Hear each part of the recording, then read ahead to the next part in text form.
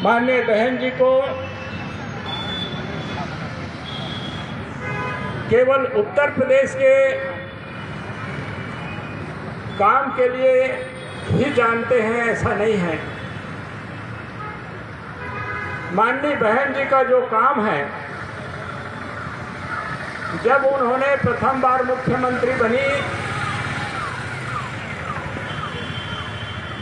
तो माननीय बहन जी के जो कार्य है उनके बारे में तो हमारे आदरणीय खट्टर साहब और सभी अतिथियों ने बता दिया है, लेकिन मैं अपने शब्दों में कुछ बात जरूर रखना चाहूँगा।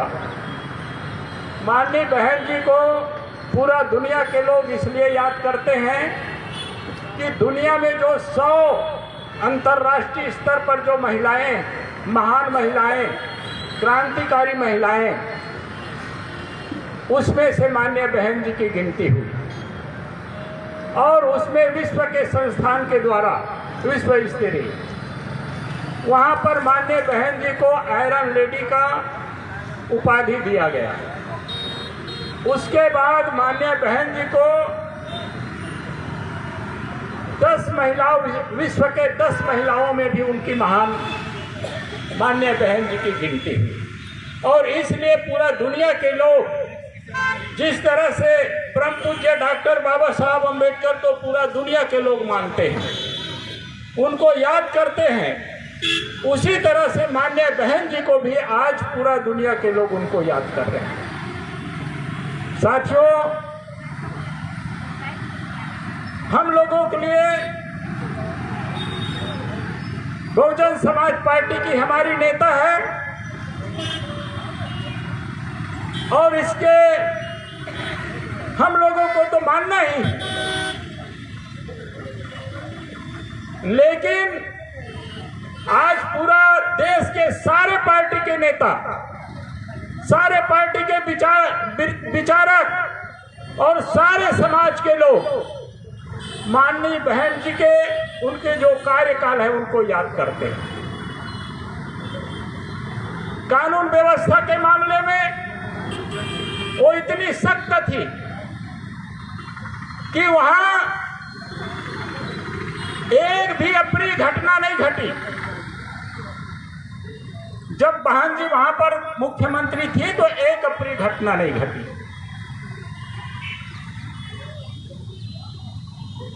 उनकी जो कानून व्यवस्था के नाम से आप सभी जानते हैं, यूट्यूब के माध्यम से, सारे माध्यम से मिलता है, ये तो एक घटनाक्रम है। लेकिन माननीय बहन जी ने वो जो काम किया, जितने भी विकास के काम किए, शिक्षा के क्षेत्र में, स्वास्थ्य के क्षेत्र में, सड़क के क्षेत्र में, अंबेडकर ग्राम योजना के क्षेत्र में, यूनिवर्सिटी के क्षेत्र में, नौकरी के क्षेत्र में, सारे के सारे क्षेत्र में इतना महान काम किए कि भारत के किसी और लोगों ने नहीं कर पाया, ना प्रधानमंत्री ने, ना मुख्यमंत्री ने। और केवल इसीलिए माननीय बहन जी को दुनिया के लोग महान नहीं मानते हैं।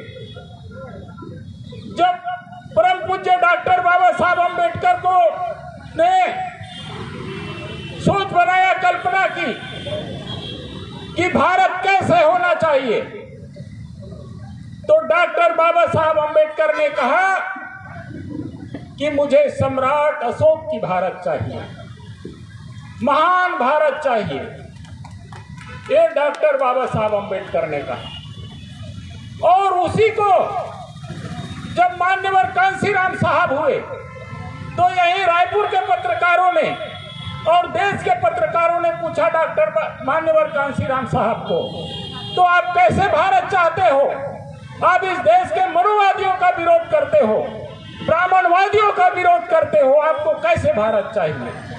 तो मान्यवर कांशीराम साहब ने कहा कि जो डॉक्टर बाबा साहब ने कहा, मुझे वही भारत चाहिए, मुझे सम्राट अशोक का भारत चाहिए, महान भारत चाहिए, ये मान्यवर कांशीराम साहब। और मुझे उस उसके लिए काम करना है। मुझे कुछ सोचने की जरूरत नहीं है। केवल जो काम डॉक्टर बाबा साहब अम्बेडकर ने हमें दिया है, जो संविधान में दिया है, जो इस देश के लिए उन्होंने सोचा है, केवल हमें करते रहना है। हमें और सोचने की जरूरत नहीं, केवल करना है, और वो काम मैं कर रहा हूँ। इस देश को फिर से सम्राट अशोक की भारत बनाने की। साथियों, जब उनको अवसर मिला, उन्होंने पूरे देश में घूमा, लेकिन जब उसके पास वक्त कम था तो उन्होंने प्रैक्टिकल किया उत्तर प्रदेश में कि मुझे कम से कम अभी भारत में ना सही, थोड़ा लंबा समय लग सकता है, तो कम से कम मैं एक जगह इस काम करके दिखाऊंगा, ताकि आगे आने वाले जो मेरा पीढ़ी है, मेरे जो अनुयायी है, मेरे जो लोग हैं, उस काम को आगे बढ़ाने का काम करेंगे। उन्होंने प्रैक्टिकल किया उत्तर प्रदेश में। पहले 4 महीने की सरकार बनाई, और 4 महीने और 6 महीने के 13 महीने के सरकार में आप लोग सभी लोग गए हैं, टीवी मीडिया सारे जगह देखे हैं। वहां का जो स्मारक है, आप लोग कल्पना करें, लखनऊ का स्मारक, पूरे उत्तर प्रदेश में उस तरह से स्मारक, पूरे चौक चौराहे, आप लोग कल्पना करिए, पूरे रोड, हाईवे का शुरुआत भारत में अगर किसी ने किया, इतनी लंबी हाईवे और इतने बड़े चौड़े हाईवे माननीय बहन जी ने बनाई, जिसमें आज प्लेन भी उतरता है। आप लोग कल्पना करें, और उसके कारण आज पूरा देश में हाईवे बनने लगा। उसके लिए उदाहरण उत्तर प्रदेश है, उदाहरण बना, आप लोग देख सकते हैं। अन्याय अत्याचार के मामले में सम्राट अशोक को महान भारत, दुनिया का सबसे बड़ा भारत, सबसे बड़ा देश माना जाता है। उत्तर प्रदेश में माननीय बहन जी ने जब वो काम किए, 6 अंतरराष्ट्रीय यूनिवर्सिटी बनाए। आप लोग कल्पना करिए, आज सारे यूनिवर्सिटी बंद हो रहे हैं। सारे यूनिवर्सिटी में आज कौन कर रहे हैं? उसमें सारे मनुवादी प्रोफेसरों, आरएसएस के प्रोफेसरों को भरा जा रहा है, ताकि हमारे शिक्षा को खत्म कर सके। और हम लोग इंतजार कर रहे हैं कि नहीं कर रहे हैं? साथियों, मैं इस बात को क्यों कह रहा हूं कि जो डॉक्टर बाबा साहब अम्बेडकर ने सोच बनाया, जो मानव कांसीराम साहब ने उसको आगे बढ़ाया, और माननीय बहन जी ने उसको कर दिखाई उत्तर प्रदेश में, आज वो काम हमें पूरे देश में करना है। पूरे देश में हमें रुकना नहीं है, और क्यों इस काम को करना है? आप लोग देखेंगे, सम्राट अशोक को तलवार नहीं उठानी पड़ी, युद्ध बंद कर दिया। युद्ध बंद करने के बाद उन्होंने इतना बड़ा महान भारत बनाया कि नहीं बनाया? शांतिपूर्ण, भगवान बुद्ध के संदेश को लेकर। तलवार उठाने नहीं पड़ी, युद्ध करने नहीं पड़ी। बहन जी ने उसी चीज को, जिस बात को डॉक्टर बाबा साहब अम्बेडकर ने संविधान में लिखा, उनको कानून का राज स्थापित किया। उनको कहीं दंगा फसाद करने की जरूरत नहीं। राजा भैया जैसे ठाकुर को उन्होंने जेल में डाल दिया, उसके पीछे कोई चलने वाला नहीं हुआ। ये कानून का राज। अभी जिस तरह से ये ठाकुर के राज में वहां न्याय अत्याचार हो रहा है, उस समय जब हमारे हाथ में राजपाट थी, तो हम उन ठाकुरों को जेल के अंदर डाले कि जो अन्यायी थे, जो गलत काम करते थे, जो हमारे लोगों के साथ अन्याय करते थे, उनको हमने जेल में डाल दिया। कोई बोलने वाला नहीं हुआ, देश में कोई आंदोलन नहीं हुआ। साथियों, आज उसकी जरूरत है। अगर हमने माननीय बहन जी को पूरे देश में अगर उनको प्रधानमंत्री बना दिए, हम सभी लोग रात दिन मेहनत करके काम कर दिए, तो ये देश फिर से सम्राट अशोक की भारत बन सकता है। जिस दिन माननीय बहन जी को हम लोगों ने देश में उनको प्रधानमंत्री बना दिए, संभव है। साथियों, हम उत्तर प्रदेश की सारे महिलाओं के लिए काम किए, छोटी बच्चियों के लिए काम किए, यहाँ तक कि अभी जो ये ठेकेदारी में काम कर रहे हैं वाल्मीकि समाज, और खुश हो रहे हैं कि हमने यहाँ पर हमें जिम्मेदारी मिला है। अरे वाल्मीकि समाज के हमारे भाई बहनों, सोचो, यहाँ पर सड़क पे झाड़ू लगा रहे हो, नाली साफ कर रहे हो ठेकेदारी में, लेकिन माननीय बहन जी ने वहाँ सबसे जिसको नीच मानने वाला, सबसे छोटे काम करने वाले लोगों को भी माननीय बहन जी ने अपना समाज समझ करके, अपना खुद समझ करके उन्होंने परमानेंट नौकरी देने का काम किया। परमानेंट नौकरी, जो जीते जी भी पैसा मिलेगा, तुम मर जाओगे तो तुम्हारे महिलाओं को मिलेगा, और आप नौकरी छोड़ दोगे, रिटायर हो जाओगे तो मरते दम तक पेंशन मिलेगा। ऐसा व्यवस्था माननीय बहन जी ने गरीबों के लिए किया कि नहीं किया? आज हम लोग क्या कर रहे हैं? यहाँ पर हमारा आदिवासी समाज का मुख्यमंत्री है विष्णुदेव साय जी, और पूरा आदिवासियों की ठोकाई पिटाई हो रही है नक्सलाइट के नाम से, जमीन के नाम से। आज हम लोग गर्व कर रहे हैं, हमारे आदिवासी समाज, हम जल जंगल के जमीन के मालिक हैं। अरे भैया, आप जल जंगल जमीन के मालिक नहीं हो, जल जंगल जमीन का मालिक सरकार है, और सरकार आरएसएस और बीजेपी की है, विष्णुदेव साय की नहीं है, मनुवादियों की सरकार है। और इसीलिए तुम मुख्यमंत्री होकर के भी अपने समाज की ठोकाई पिटाई करवा रहे हो, और हजारों एकड़ जो जमीन है आप किसको दे रहे हो?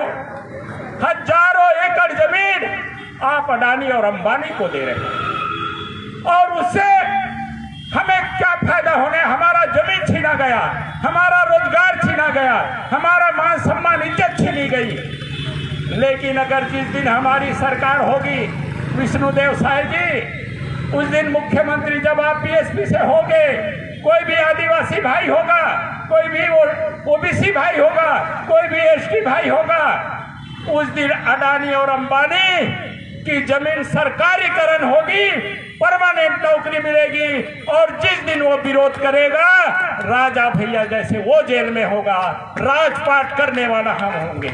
इसके लिए हमें काम करना, हमें गरीबी के लिए नहीं, भूखमरी के लिए नहीं, रात रोने वाला नहीं बनना है। जिसका समाज राजपाट करता होता है उनके साथ कभी अन्याय नहीं होता है। बता दो, वहां पर पूरे भरे पड़े हैं, यहाँ पर भरे पड़े हैं, हमारी माँ बहन में खाने का ठिकाना नहीं, पहनने का ठिकाना नहीं, देखने में ठिकाना नहीं, फिर भी हमारे साथ अन्याय होता है। क्यों होता है?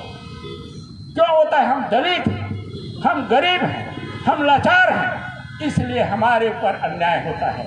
लेकिन वो राजपाट करता मुट्ठी भर लोग हैं, किसी के हिम्मत और औकात नहीं है कि उसके तरफ नजर उठा के देख लो, क्योंकि वो पावर में है।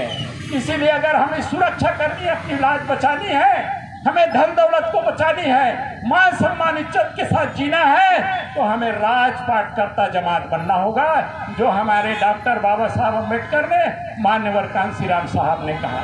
साथियों, हमारे कुछ लोग जेल में हैं, हमारे छत्तीसगढ़ के पूर्व मुख्यमंत्री जेल में, उसके बेटा जेल में है, एक सोनवानी जी जेल में है कि नहीं? किसके नाम से? आबकारी के नाम से। कितने करोड़ का मामला है उन लोग जाने। लेकिन अभी जो वर्तमान में उप मुख्यमंत्री है शर्मा, उनके क्षेत्र में धान का बिक्री, धान का जो भंडार है उसमें 700 करोड़ का धान को चूहे ने खा गया। अब पता नहीं उस शर्मा ने खाया कि उसके चूहे ने खाया, उनके भ्रष्टाचार की कोई गिनती नहीं। हमारे लोगों को ये बात सोचने की समय नहीं। उस सर्व को अभी जेल में होना चाहिए। कल हमारी सरकार होगी तो निश्चित है ऐसे भ्रष्टाचारी लोग जेल में होंगे जिस दिन हम लोग पावर में होंगे, जैसे राजा भैया जेल में थे। साथियों, मैं इस बात को इसलिए कहना जरूरी समझता हूँ कि हमारे लोग इस बात को जरूर सोचे समझे कि इस काम को करेगा कौन।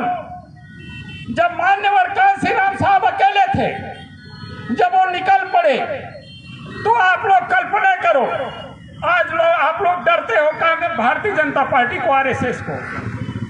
हमारे देश जो डर रहा है नरेंद्र मोदी को, अमित शाह को, डर रहा है कि नहीं डर रहा है? उन लोगों ने ऐसा आतंक फैला दिया है आज योगी को जिसके साथ कार्यकाल में हमारे हर महीना हर दिन हमारी माँ बहन बेटियों के साथ अन्याय हो रही है, एक भी आदमी के ऊपर कार्यवाही नहीं हो रहा है। ये आतंक है नहीं। पूरे छत्तीसगढ़ के SC ST OBC के लोग जेल जा रहे हैं, जेल जा रहे हैं। किसमें जेल जा रहे हैं? बासी चोरी करके जेल जा रहे हैं कि नहीं जा रहे हैं? और उन लोग मलाई खा करके ऐश कर रहे हैं। तो साथियों, जिस दिन माननीय कांसीराम साहब ने जब ठान लिया और जब उन्होंने काम किया, शुरुआत किए, हजारों लोग जब उनके साथ हुए, तो जो कांग्रेस सबसे ज्यादा ताकतवर थी, 500 से ज्यादा उनके सांसद थे। आज भारतीय जनता पार्टी की औकात नहीं है 500 सांसद जीतने का। मानते हैं आप लोग? 500 सीट जीतने का भारतीय जनता पार्टी की औकात नहीं है। जब 500 से ज्यादा सीट जीतने वाले कांग्रेस को माननीय कांसीराम साहब ने अपने घुटनों के नीचे ला दिया, लाया कि नहीं लाया? आप लोग सोचिए, कल्पना करिए, एक कांसीराम साहब अपने घुटनों के नीचे कांग्रेस को ला दिया, मनुवादियों को ला दिया। लोगों ने अपना नाम छिपाना शुरू कर दिया था, एक जमाना ऐसा भी आया। मानते हैं आप लोग? आज हम लोग लाखों लोग हैं। कल कांसीराम साहब अकेले थे, आज हम लाखों लोग हैं यहाँ। साथियों, ये जो भारतीय जनता पार्टी RSS के लोग संविधान मिटाने की बात करते हैं, संविधान को बदलने की बात है। अरे तेरे बाप दादा पुरखा ने वो काम नहीं कर पाया। ठीक है, एक जमाना में किया जब लोग अज्ञान थे, तुमने हथियार उठा लिया, हमारे लोगों ने हथियार छोड़ दिया। लेकिन आज हमारे लोग शिक्षित हो गए हैं, जानकार हो गए हैं, राजपाट के महत्व को समझने लगे हैं, वोट के महत्व को समझने लगे हैं, अपने मान सम्मान इज्जत को समझने लगे हैं, शिक्षा के पावर को समझने लगे हैं। अब वो दिन नहीं आने वाला है, तुम धोखे में हो। कल तक जातियों में बांट करके राज किया, आज बहुजन समाज बनने की प्रक्रिया शुरू हो गई है। तुम इस देश में अल्पसंख्यक हो जाओगे, ये परिस्थितियां पैदा हो गई है। मानते हैं आप लोग इस बात को? आज तुम हिंदू राष्ट्र के नाम से, हिंदुत्व के नाम से, मनुवादी के नाम से कल अल्पसंख्यक हो जाओगे, तुम्हारी क्या हालत होगी कल्पना करो। इसलिए तुम संविधान बदलने की बात, संविधान खत्म करने की बात को छोड़ो। आज तुम कुछ नहीं कर पाओगे, कुछ नहीं कर पाओगे। और आज पूरा भारत और आने वाला समय भारतीय संविधान से चलेगा।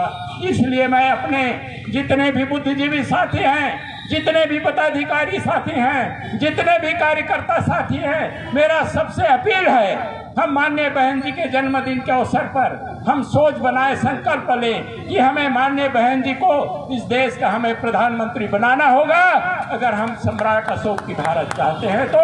और जब माननीय कांसीराम साहब ने अंतिम सांस तक काम किया, भगवान बुद्ध ने अपने अंतिम सांस तक काम किया, डॉक्टर बाबा साहब ने अपने अंतिम सांस तक काम किया, तो हमें भी अंतिम सांस तक काम करके हमें बहुजन समाज पार्टी को हमें सरकार केंद्र में भी बनानी होगी और छत्तीसगढ़ में भी हमें बनानी होगी। साथियों, मैं और ज़्यादा बात न करते हुए, माननीय बहन जी को इस देश का प्रधानमंत्री हमारी ज़रूरत है, इस देश की ज़रूरत है, भारतीय संविधान को बचाने की ज़रूरत है, इसलिए उनको इस देश का प्रधानमंत्री बनाने की ज़रूरत है।